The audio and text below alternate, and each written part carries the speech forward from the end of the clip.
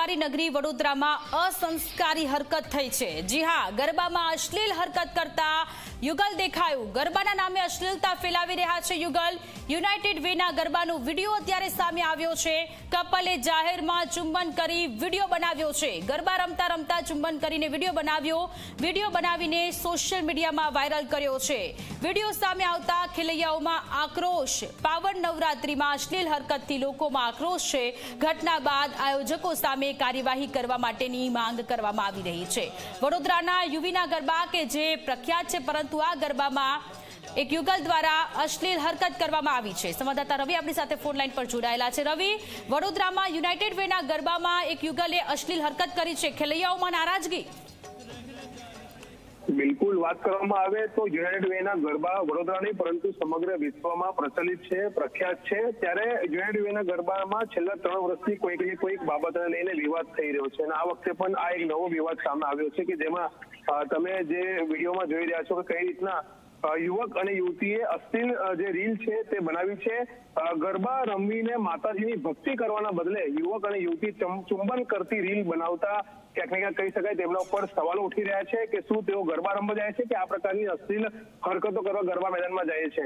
આ reel viral થતાની સાથે જ જે ભક્તો છે તેમની આસ્થાને ઠેસ પહોંચી છે, માતાજીના ભક્તોની આસ્થાને ઠેસ પહોંચી છે, કારણ કે માતાજીના ભક્તિના એક ઉદ્દેશ્ય સાથે લોકો ગરબે ઘૂમતા હોય છે, આરાધના કરતા હોય છે, પરંતુ આ યુવક યુવતીઓ જાણે કંઈક બીજું જ કરવા આ ગરબા મેદાનમાં આવ્યા હોય તેવું લાગી રહ્યું છે અને આ રીલ વાયરલ થતાની સાથે જ હવે આયોજકો સામે પણ સવાલ ઉઠી રહ્યા છે શું તેઓ આ બાબતનું ધ્યાન નથી આપતા।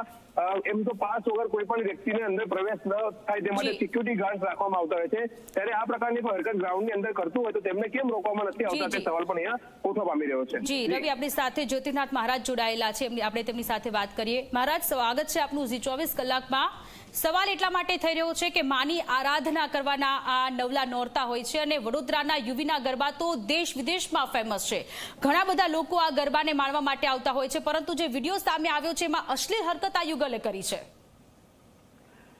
આ જે મોડર્નના નામે, મોડર્નાઇઝેશનના નામે એમની પર ધ્યાન નથી આપવામાં આવતું, ખોટી વાત છે। ત્યાં આગળ બાઉન્સર, સિક્યુરિટી સ્ટાફ છે, તે લોકોએ ધ્યાન આપવું જોઈએ અને આવા લોકોને બહાર કાઢવા જોઈએ, કારણ કે વારંવાર થતી આવી ઘટનાઓ વડોદરામાં આવો બીજો કિસ્સો છે। આ પહેલા પણ એક વખત ગરબામાં થયેલું હતું ને આવું યોગ્ય નથી અને આવા લોકોને પહેલેથી જ ચેતતા રહેવાની જરૂર હોય છે।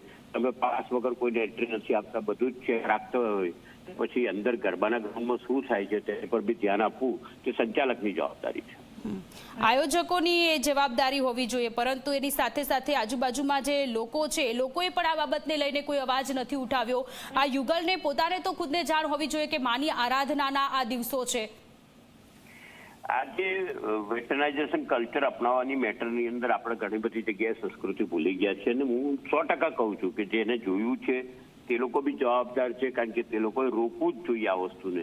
જે બી આજુબાજુ હોય તેને રોકવું જ જોઈએ કે આ ખોટું થઈ રહ્યું છે, કારણ કે વચ્ચે બી ગરબાના ગ્રાઉન્ડમાં કોઈ પ્રપોઝલ કરે, કોઈ ગરબાના ગ્રાઉન્ડમાં સિગરેટ પીએ ને આ બધી મહિલાઓની આ બધી મેટરો બનેલી છે ને આ 2 દિવસ પહેલા એક ગરબાના ગ્રાઉન્ડમાં ઠુમકા બી ઇંગ્લિશ પિક્ચરના ગાયનો પર લગાય। આ સંસ્કૃતિ વગરની વાતો છે ને આની પર ધ્યાન આપવું સરકારની સાથે સાથે સિક્યુરિટી અને સંચાલકોની જવાબદારી છે।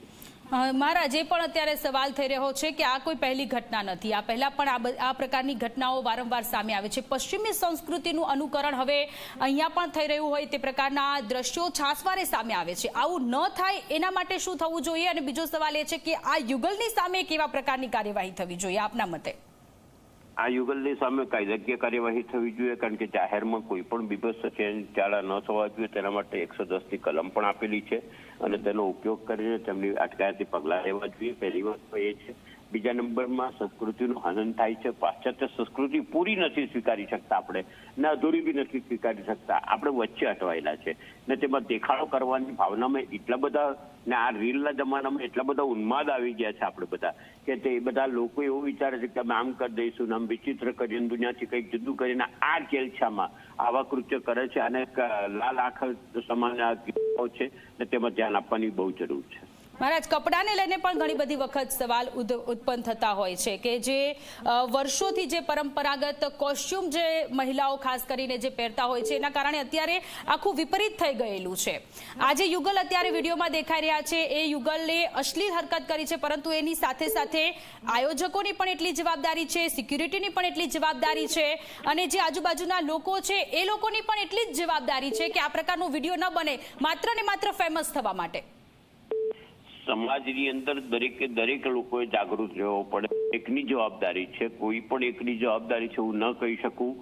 અમારી પણ જવાબદારી છે, તમારી પણ જવાબદારી છે. એટલે તમે બતાવી રહ્યા છો, અમે બોલી રહ્યા છો, અમે પ્રતિક્રિયા આપી રહ્યા છે, આ બધાની જવાબદારી છે.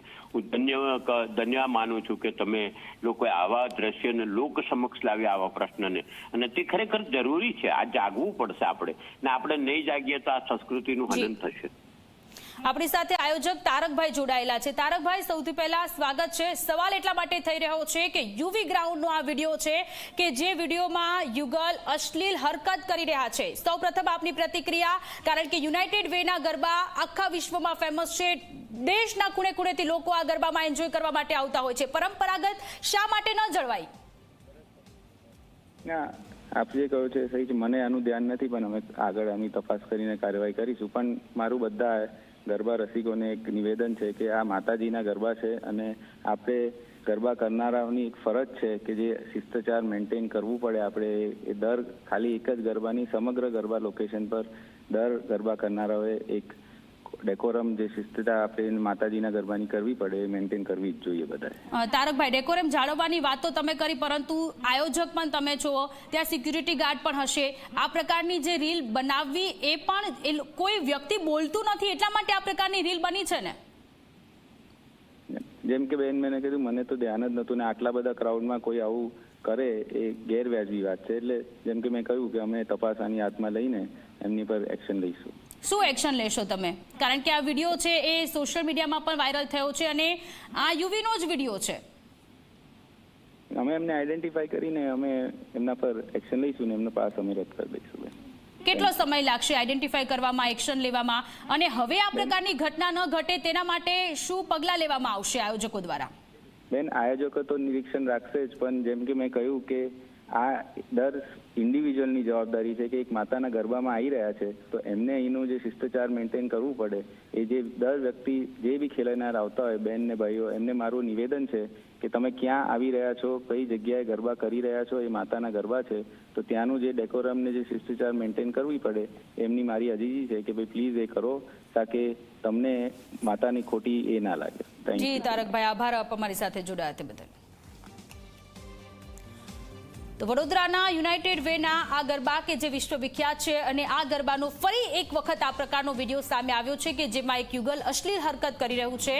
પરંપરાગત રીતે ગરબા યોજાવા જોઈએ, પરંતુ એ પરંપરા અહીંયા યુવીમાં તૂટેલી જોવા મળી રહી છે.